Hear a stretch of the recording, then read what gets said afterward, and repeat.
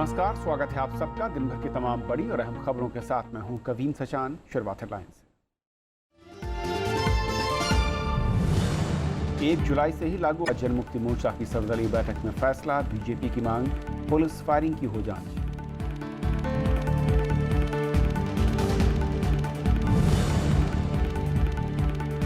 मध्य प्रदेश में 2 और किसानों ने दी जान, 12 दिन में 17 किसानों ने की खुदकुशी। केंद्र नहीं कर रहा कर्ज माफी पर विचार।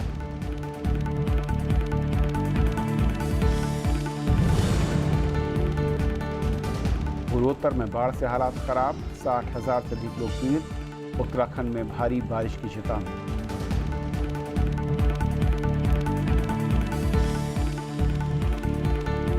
तो आइए देखते हैं।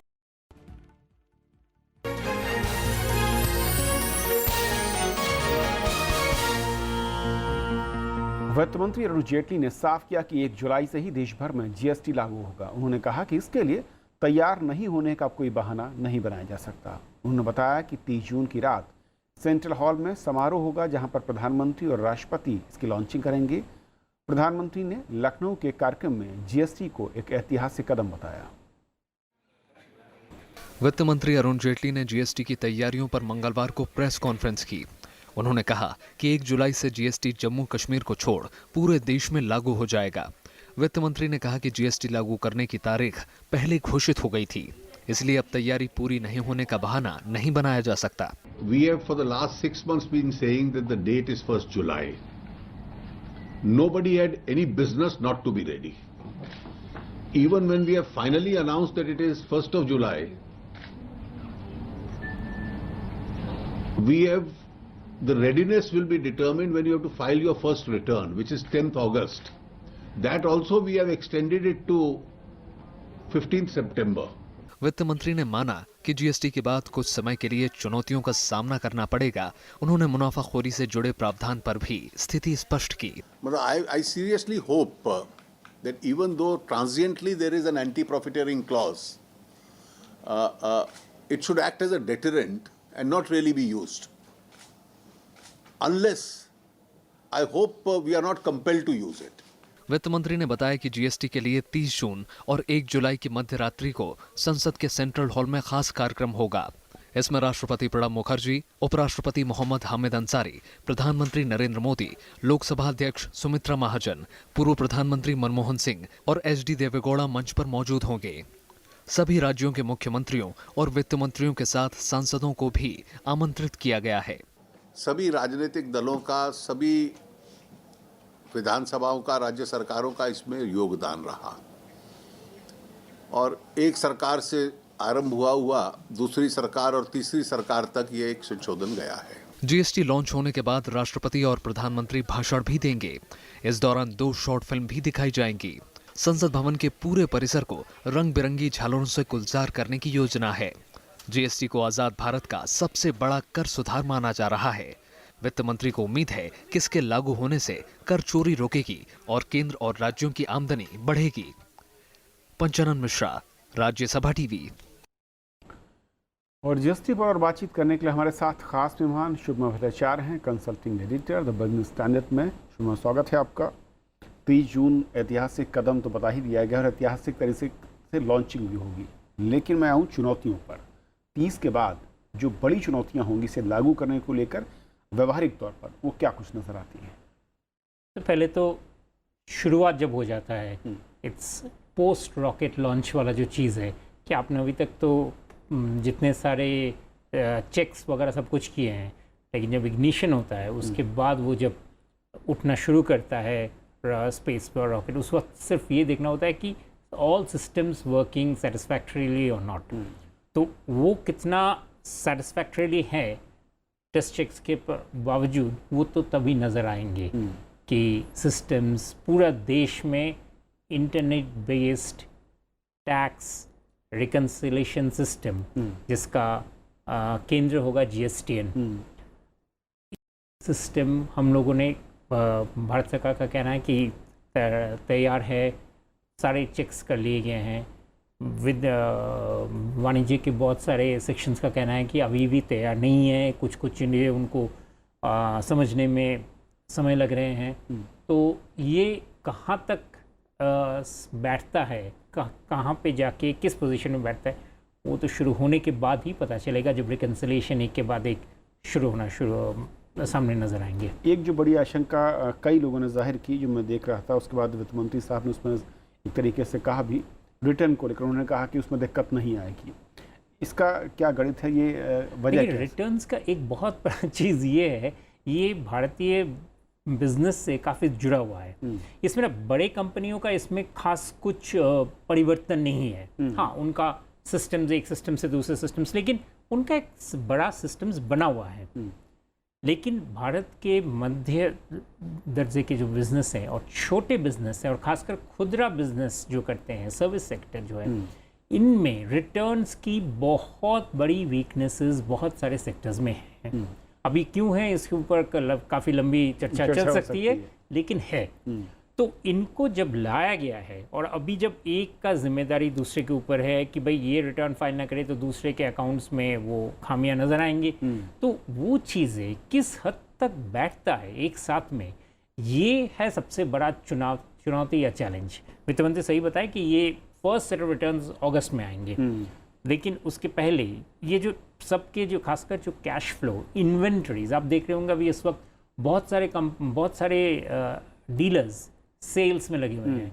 उसका वजह यही है कि उनके बहुत सारे रिकॉर्ड्स वगैरह के सिस्टम्स अप टू डेट नहीं है।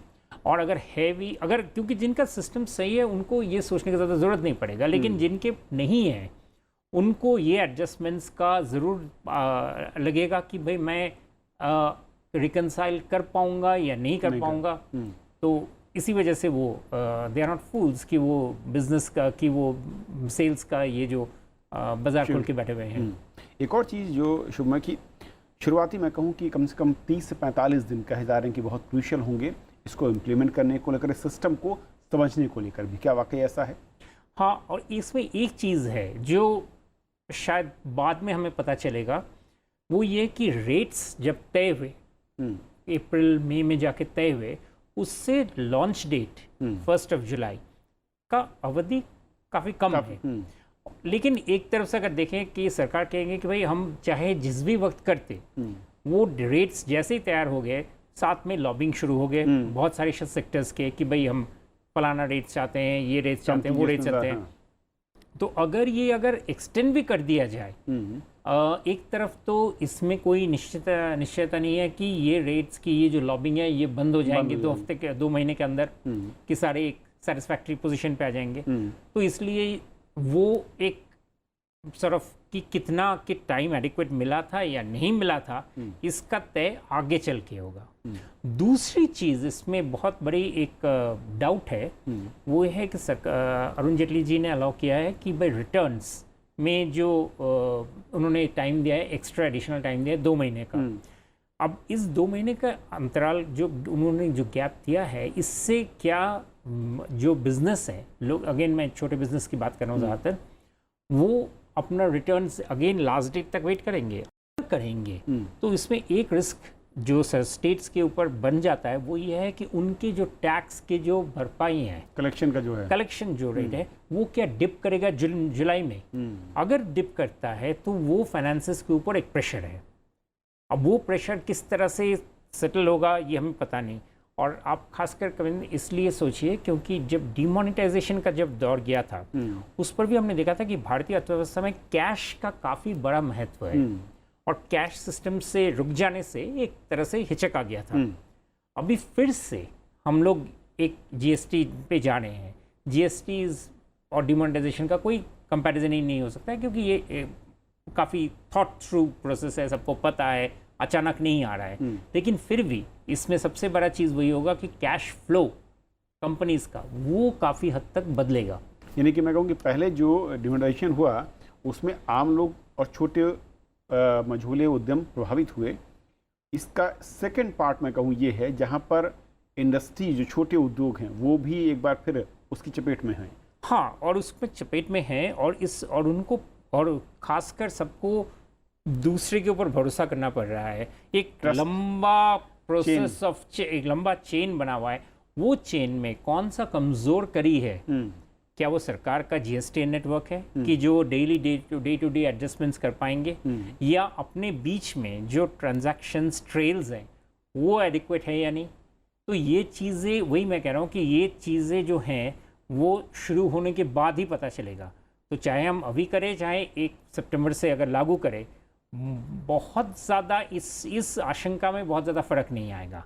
हाँ, ये ठीक है कि अगर 2 महीने का अगर चले तो कुछ और शायद जो एडजस्टमेंट्स हैं, सरकारी एडजस्टमेंट्स हैं, वो शायद तुलनामूलक तरीके से वो सेट हो सकते हैं। और एक जो आशंका है, मैं चाहूँगा क्योंकि आप लंबे अरसे से देखते रहें, इस कदम के साथ कुछ जानकार ये भी कह रहे हैं कि अर्थव्यवस्था की जो रफ्तार है उसमें ये जो अगले 3 महीने होंगे इसमें कुछ सुस्ती आ सकती है। क्या वाकई ऐसा हो सकता है? इसके इम्पैक्ट को अगर देखें तो ये आपने बहुत इम्पोर्टेंट सवाल रेज़ किया है, और इस पर इस वक्त कोई ठोस सजेशन या ठोस कोई कमेंट्स नहीं हो सकता, क्योंकि एक तरफ तो ये सही है कि इन्फ्लेशन का जो दौर है, रेट है, वो काफ़ी कम हो गया है, 2% के पास आ गया है कंज्यूमर प्राइस इन्फ्लेशन। और सारे अर्थशास्त्री का मानना है कि ये रेट जो है ये अभी कम ही रहेगा, और साल के एंड में भी 4% के पास आना भी मुश्किल है, 3-3.25 पर ही ख़त्म होगा। तो अगर इन्फ्लेशन को एज ए इंडिकेटर की इकोनॉमी में कितनी सुस्ती है अगर वो देखा जाए, तो डेफिनेटली जिसे कहते हैं लो ब्लड प्रेशर टाइप का चीज़ का माहौल है। अब इस माहौल में क्या ये जो जीएसटी की वजह से बिजनेस में सुस्ती आएगी और ज़्यादा, और उससे इन्फ्लेशन, इससे मतलब जो लो ब्लड प्रेशर है और नीचे जाने के चांसेस हैं, ये फ्रैंकली आगे के दिन ही जाके बताएंगे। अगर कॉन्फिडेंस लोगों में जल्दी आए कि हाँ सिस्टम्स जो हैं बाकी में स्मूथली चल रहे हैं, तो हो सकता है हम एक बहुत अच्छे सनराइज की तरफ आगे बढ़ जाए। लेकिन ये जैसे से in the realm of future ही रखना पड़ेगा। चलिए, बहुत बहुत शुक्रिया आपका शुभ इस पूरे मसले पर हमारे साथ जुड़ने के लिए। और ये थी पहली खबर, छोटा सा ब्रेक, और ब्रेक के उस पार दिन भर की दूसरी बड़ी खबर। Thank you all, thank you.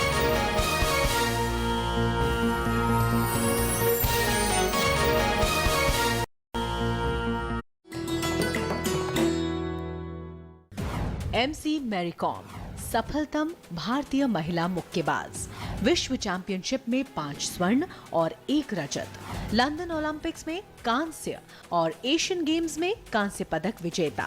5 feet 2 inch लंबी मैरी को किया जाता है दुनिया की सफलतम महिला मुक्केबाजों में शुमार।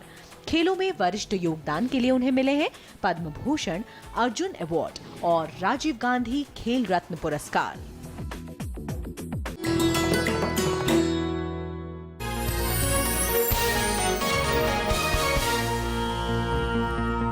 राष्ट्रपति पद के उम्मीदवार बनाए जाने के बाद रामनाथ कोविंद ने बिहार के राज्यपाल पद से इस्तीफा दे दिया है। वहीं जेडीयू की राष्ट्रपति चुनाव को लेकर कल बैठक होनी है, तो वाम दलों का कहना है कि वो एनडीए उम्मीदवार के खिलाफ प्रत्याशी उतारने के पक्ष में है। एनडीए की ओर से राष्ट्रपति के उम्मीदवार रामनाथ कोविंद ने मंगलवार को दिल्ली में कई केंद्रीय मंत्रियों से मुलाकात की। वो राजनाथ सिंह, रविशंकर प्रसाद और हर्षवर्धन समेत कई नेताओं से मिले। सभी ने उन्हें बधाई दी। सोमवार रात उन्होंने प्रधानमंत्री नरेंद्र मोदी और अध्यक्ष अमित शाह से मुलाकात की थी। दिल से सभी यही चाहते हैं कि नाम बहुत अच्छा है, और नाम जो है वो राष्ट्रपति पद के गरिमा के अनुकूल है, और सभी लोग समर्थन करेंगे। एनडीए उम्मीदवार बनाए जाने के बाद रामनाथ कोविंद ने बिहार के राज्यपाल पद से इस्तीफा दे दिया। राष्ट्रपति प्रणब मुखर्जी ने इसे मंजूर करते हुए पश्चिम बंगाल के राज्यपाल केशरीनाथ त्रिपाठी को अतिरिक्त प्रभार दिया है। रामनाथ कोविंद के समर्थन को लेकर विपक्षी दलों की अलग अलग राय सामने आ रही है। बिहार के मुख्यमंत्री नीतीश कुमार इस मुद्दे पर बुधवार को पार्टी नेताओं के साथ बैठक करेंगे। गवर्नर के रूप में बिहार में कार्यकाल बहुत शानदार रहा है। उन्होंने कभी हमारी सरकार के लिए किस तरह की परेशानी पैदा नहीं की। कांग्रेस और दूसरे विपक्षी दलों की 22 जून को बैठक होनी है। कांग्रेस का कहना है कि विपक्षी दलों से बात कर उम्मीदवार का फैसला होगा। हमारी लीडरशिप अपनी बात बताएगा, दूसरी लीडरशिप अपनी अपनी बात बनाएगा, और उस पे जो भी आम सहमति होगी हम आम सहमति के साथ चलेंगे। It has become a battle for safeguarding secular democracy. In such a situation, we wish the opposition parties take a common stand to face this contest to go for this contest. Congress BJP की ओर से उम्मीदवार को लेकर एक तरफा फैसले पर निराशा जता चुकी है। वाम दल समेत कई दल एनडीए उम्मीदवार के खिलाफ प्रत्याशी उतारना चाहते हैं। वहीं बीजेडी, टीआरएस समेत कई दलों ने रामनाथ कोविंद को समर्थन का ऐलान किया है। Bureau report, Rajya Sabha TV. और इस बीच शिवसेना ने रामनाथ कोविंद के समर्थन का ऐलान किया है। शिवसेना प्रमुख उद्धव ठाकरे ने कहा कि आज पार्टी की बैठक में इस बारे में फैसला लिया गया। अभी हमारे नेताओं की मीटिंग ली और आज शिवसेना ने फैसला किया है कि रामनाथ जी का हम समर्थन करेंगे। पूरे जितने हमारे सारे वोट है वो हम रामनाथ जी को देंगे। मध्य प्रदेश में आज 2 और किसानों ने आत्महत्या कर ली। नरसिंहपुर और होशंगाबाद में किसानों ने कर्ज के चलते जान दी।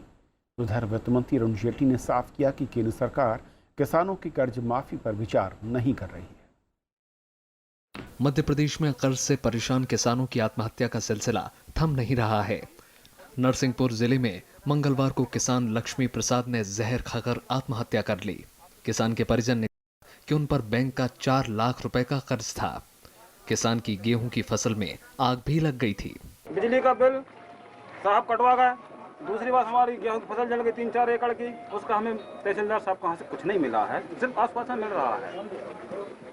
और यूको बैंक का हमारा कर्जा है 4-5 लाख रुपया, वे भी चढ़ बैठ रहे हैं हमारे पास। मैंने कहा ये 3 चीजें हैं। भोपाल में इलाज के दौरान किसान बाबूलाल की मौत हो गई। साहूकार से परेशान किए जाने पर उन्होंने खुद को आग के हवाले कर दिया था। 8 जून से मध्य प्रदेश में अब तक 17 किसानों ने आत्महत्या कर ली है। इस बीच वित्त मंत्री अरुण जेटली ने कहा है कि केंद्र सरकार किसान कर्ज माफी के किसी प्रस्ताव पर विचार नहीं कर रही है। हमारे पास ऐसा कोई नहीं। हमारे पे ऊपर FRBM टारगेट भी और हमारा जो फिस्कल डेफिसिट टारगेट भी है, we intend adhering to it. उधर पंजाब में किसानों ने राज्य सरकार के द्वारा किसानों के कर्ज माफी के फैसले को अच्छी शुरुआत बताया। किसान संगठनों ने वादे के मुताबिक सभी किसानों का कर्ज माफ करने और आत्महत्या करने वाले किसानों के परिजनों को सरकारी नौकरी देने की मांग की है। जो कर्ज के कारण किसान खुदकुशी कर गया, 10 लाख रुपया उनका जो समुच्चा कर्जा है, ठीक है जी, वो खत्म किया जाए। उनके परिवार को एक जी को नौकरी दी जाए। पंजाब सरकार ने सोमवार को उन किसानों का कर्ज माफ करने का ऐलान किया था जिनके पास 5 एकड़ तक जमीन है। इससे करीब 10 लाख से ज्यादा किसानों को फायदा होगा। आत्महत्या कर चुके किसानों के परिवार को मिलने वाले मुआवजे को भी बढ़ाकर 5 लाख कर दिया है। Bureau report, Rajya Sabha TV. Darjeeling में गोरखा जनमुक्ति मोर्चा का बुनियादी बंद जारी रहेगा। सर्वदलीय बैठक में आज ये फैसला हुआ। शहर में हालात अब भी तनावपूर्ण हैं, तो दार्जिलिंग से सांसद SS अहलूवालिया ने फायरिंग की जांच कराने और दोषियों पर कार्रवाई की मांग की है। दार्जिलिंग में अलग गोरखालैंड की मांग के बीच मंगलवार को स्थानीय दलों की सर्वदलीय बैठक हुई। इसकी अगुवाई गोरखा जनमुक्ति मोर्चा के नेताओं ने की। इसमें आंदोलन की रूपरेखा और आगे की रणनीति पर चर्चा हुई। इन दलों ने केंद्र सरकार के प्रतिनिधियों से मिलकर अपनी मांगें रखने का फैसला भी किया। इधर दिल्ली में दार्जिलिंग से सांसद और केंद्रीय मंत्री SS अहलूवालिया ने आरोप लगाया कि शांतिपूर्ण तरीके से मार्च निकाल रहे आंदोलनकारियों पर गोलियां चलाई गईं। उन्होंने फायरिंग की उच्च स्तरीय जांच की मांग भी की। इसकी उच्च स्तरीय जांच होनी चाहिए और जो अधिकारी जिन्होंने ये गलत काम किया है उन पर कार्रवाई होनी चाहिए। दार्जिलिंग में मंगलवार को भी बाजार बंद रहे। दवा दुकानों को छोड़कर बाकी सभी दुकानें बंद हैं। शहर में लगातार तीसरे दिन इंटरनेट बंद रहा। शहर में छिटपिट हिंसा की खबरें हैं। कुछ अज्ञात लोगों ने मंगलवार को 2 सरकारी वाहनों में तोड़फोड़ की। पुलिस जांच कर रही है कि इसमें प्रदर्शनकारियों का हाथ है या नहीं।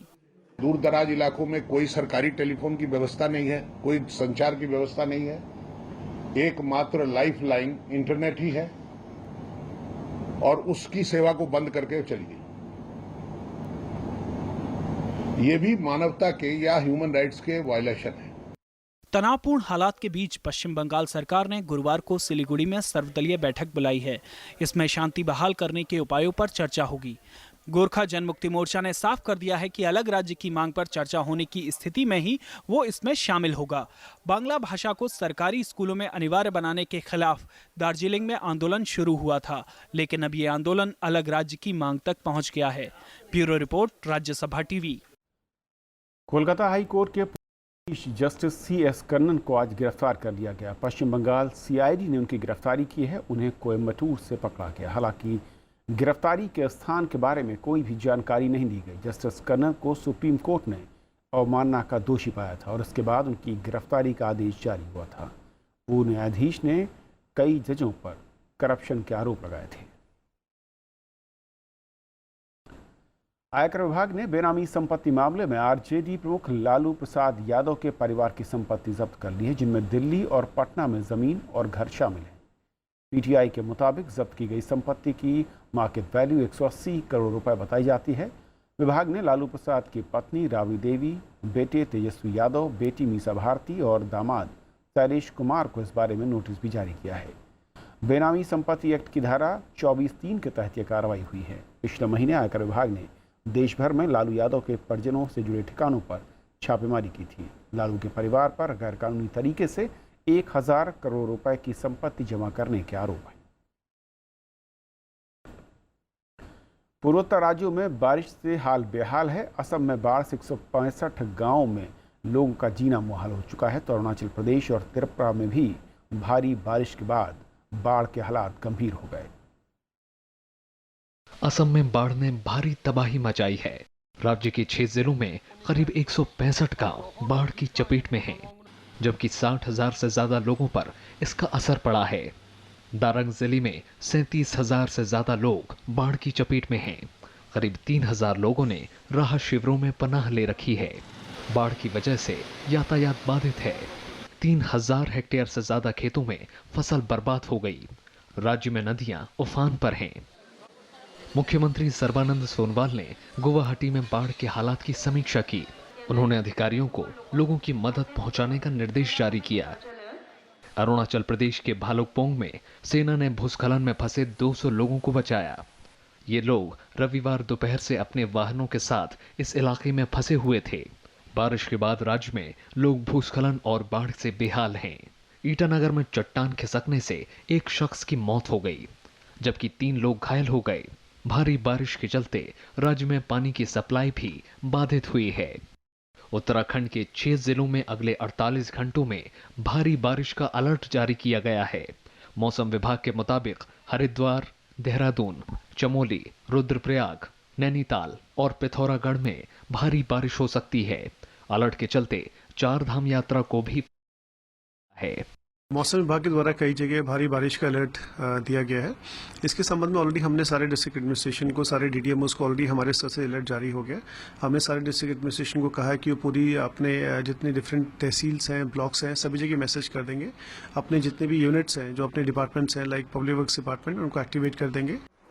दिल्ली NCR में बारिश से मौसम सुहावना हो गया है। उत्तर भारत के कई इलाकों में हुई बारिश से लोगों को गर्मी से थोड़ी राहत मिली है।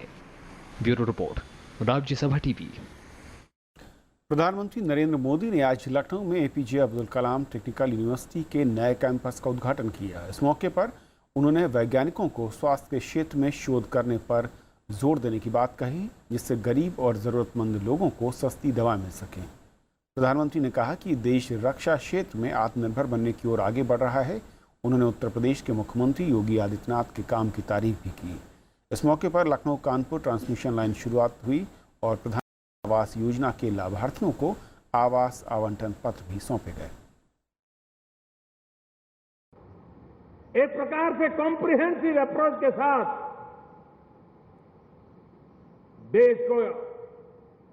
देश के पास जो टेक्निकल ज्ञान है, जो टेक्निकल महारत है, जो हमारी यूनिवर्सिटी के पास होगी, हमारी नौजवान पीढ़ी के पास होगी, इन सबको संतुलित करते हुए, संकलित करते हुए देश को इस नई ऊंचाइयों पर ले जाना है।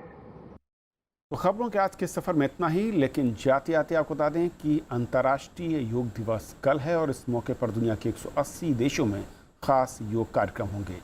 प्रधानमंत्री नरेंद्र मोदी लखनऊ में योग करेंगे। छोड़ जाते हैं देश भर में खास तैयारियों के साथ। इस अवसर पर विश्व योग दिवस के लिए देश विदेश में तैयारियां पूरी हो गई हैं। उत्तर प्रदेश की राजधानी लखनऊ में प्रधानमंत्री नरेंद्र मोदी योग दिवस कार्यक्रम पर शामिल होंगे। केंद्र और राज्य सरकारों ने 21 जून को होने वाले अंतर्राष्ट्रीय योग दिवस को लेकर विशेष इंतजाम किए हैं। लोग भी इन कार्यक्रमों में शामिल होने के लिए कई दिनों से योग अभ्यास कर रहे हैं। प्रधानमंत्री 21 तारीख को लखनऊ के अंदर करेंगे, हमारे अमित शाह जी राष्ट्रीय अध्यक्ष अहमदाबाद के अंदर होंगे, हम सभी केंद्रीय मंत्री किसी न किसी प्रदेश के अंदर योग करेंगे। विदेश मंत्रालय ने दिल्ली में विदेशी राजनयिक और अधिकारियों के लिए योग दिवस पर विशेष तैयारियां की हैं। तो पहली बार ये फैसला किया गया है कि विदेश मंत्रालय आयुष के सहयोग से जो राजनयिक हैं दिल्ली में, उनके लिए अंतर्राष्ट्रीय योग दिवस पर एक विशिष्ट कार्यक्रम का आयोजन करेगा। दुनिया भर में योग दिवस के लिए लोगों में खासा उत्साह दिख रहा है। America, Cuba, Serbia, Japan, Indonesia, Pakistan और फ्रांस समेत दुनिया के 180 देशों में योग दिवस की तैयारियां चल रही हैं। इसमें भारतीय उच्चायोग और दूतावास खास भूमिका अदा कर रहा है। What has happened in the last 3 years is quite phenomenal. That this movement has actually brought this ancient discipline, philosophy and practice from India. New York में संयुक्त राष्ट्र मुख्यालय की इमारत को योग के रंग में विशेष तौर पर सजाया गया है। संयुक्त राष्ट्र महासभा ने दिसंबर 2014 में 21 जून को अंतर्राष्ट्रीय योग दिवस घोषित किया था। Bureau report, Rajya Sabha TV.